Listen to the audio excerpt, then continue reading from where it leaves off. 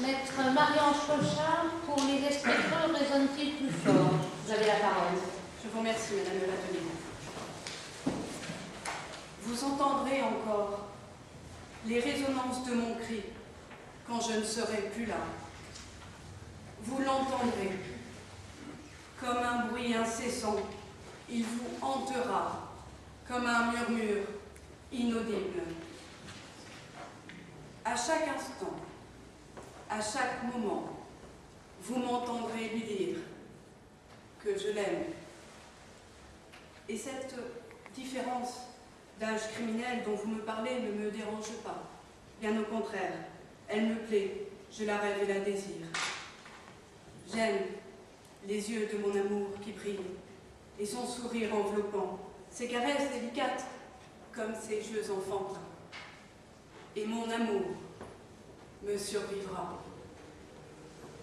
Alors j'ai bien compris que mon amour pour elle vous dérangeait parce qu'elle est ma jeune sœur. Et je vois à vos regards que vous jugez mon esprit creux et ma folie grande, que mon amour fait résonner un malaise perceptible. Et pourtant, toutes ces lignes sur son visage racontent mon histoire. Comment j'en suis arrivée là? Grâce à elle, parce que j'étais tout pour elle et qu'elle était à moi. Parce que même quand j'étais épuisée, elle me faisait me sentir infiniment bien.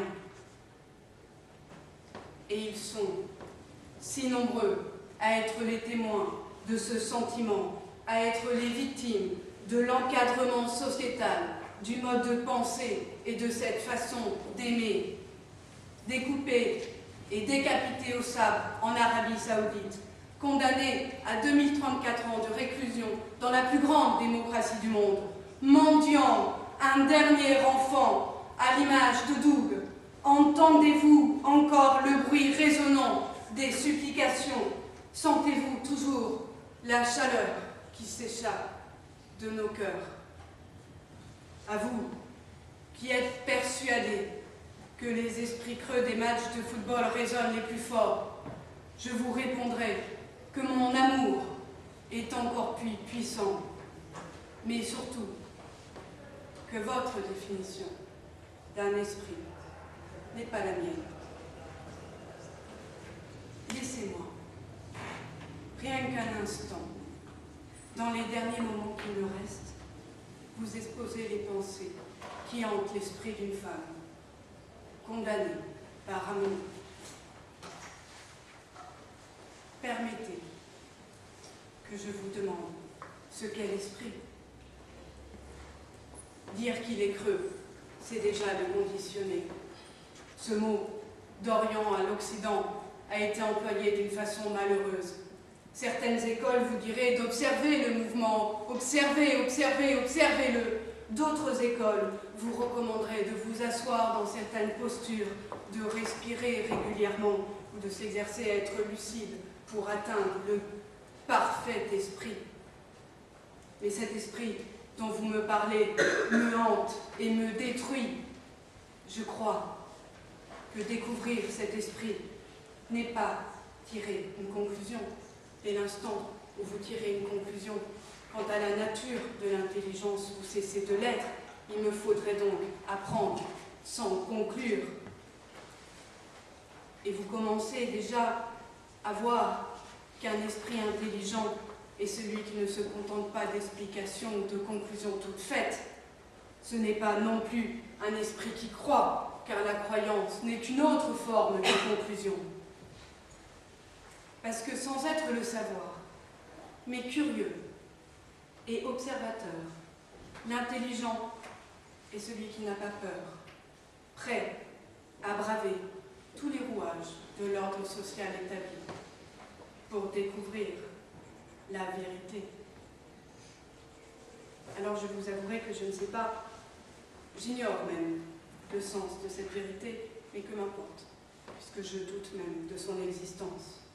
Elle n'existe que dans cette folie que vous avez construite, considérant que certains esprits sont creux et d'autres non, que certains sont mieux que d'autres et forcément les autres abandonnés à leur sort.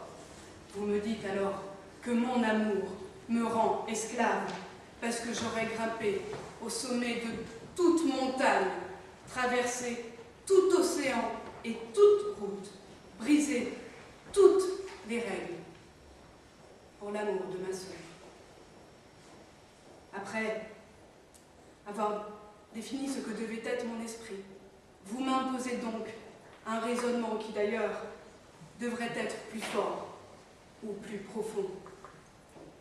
Le sens que vous avez bien voulu donner à ce mot m'échappe.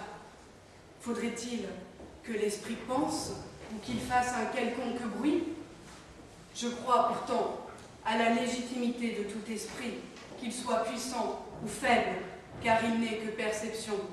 J'envie chaque esprit, qu'il soit bruyant ou silencieux, car il n'est jamais creux. Son existence le légitime. Ces étiquettes, ces mots me heurtent tant dans leur sens que dans leur existence. Votre jugement me secoue et ma tête me dit non. Ou est-ce plutôt au monde que mon esprit dit non? Je ne peux dès lors, sauf à faire une distorsion avec mon esprit, blâmer celui qui hurle en explosant ou en tuant. Il s'exprime plus fort que son juge, persuadé que seule cette force prévaudra. Alors je comprends mieux ceux qui, sans réfléchir, ou comme certains diront en réfléchissant mal, expriment une croyance ou expriment un amour d'une façon qui nous déplaît. Y a-t-il réellement une autre solution? Croyez-vous honnêtement en cette fable de la force silencieuse, de ce peuple qui se déplace discrètement, de cette idée qui triomphe sans souffrance? Voilà sans doute la raison pour laquelle aujourd'hui vous jugez mon amour. Parce que si, comme cela est souvent dit, le but de notre existence est l'épanouissement de la société, ou le bon sens ne porterait-il pas à aimer ou à accepter toute forme d'amour, qu'elle ait ou non quelques effets secondaires étourdissants? Pourquoi dit-on que l'amour rend aveugle? N'avez-vous pas vu tout l'amour de ma sœur? Et si vous tenez vraiment à vous supprimer la vue, les autres sens n'en seront que décuplés, et mon amour grandit. Je ne comprends pas, et je me perds dans cette réflexion qui m'absorbe, cette volonté de la société de conditionner l'esprit est écrasante. Cette volonté de dicter la façon d'aimer est écrasante. Il me faudrait crier pour être intelligent ou simplement être entendu. Mais parfois le silence serait un meilleur choix. Mais comment puis-je raisonner sans parler? Entendez-vous, comme moi la nuit, le silence étourdissant des peuples qui souffrent? Ils sont des milliers d'esprits à se regrouper autour de cette même peine et de ce combat. Parce que ce qui fait que les peuples hurlent, et que le jugement est maître, c'est que nous le respectons au lieu de l'examiner. Ces définitions, nous nous les imposons. Qui est bon et qui est mauvais? Quel amour est légitime et lequel est immoral? Qui est intelligent et qui est bête? Il nous est également obligé de considérer qu'un esprit devrait raisonner. Mais pourquoi? Ne serait-ce que ma mort. Ma mort est aujourd'hui planifiée. La justice le sait, je le sais. Si je sors, je recommencerai à aimer. Parce que des actes dits odieux de certains ne semblent qu'appeler une identique horreur. Parce que nous sommes en 2016, que la guerre médiatique n'attend pas, alors que le soleil peine encore à se coucher. Vous m'avez condamné à mort. Mais s'il m'est obligé d'accepter la définition de l'esprit de notre société contemporaine, alors je préfère partir que de ne plus aimer. Et s'il m'est obligé d'accepter le raisonnement de notre société contemporaine, alors je préfère encore partir que de ne plus aimer. Mais je m'égare alors que je vous parlais de mon plus grand amour. J'aimais ses yeux qui brillent et son sourire enveloppant, ses caresses délicates comme ses jeux enfantins. Mon amour, tu me survivras, puisque tu n'es qu'une enfant.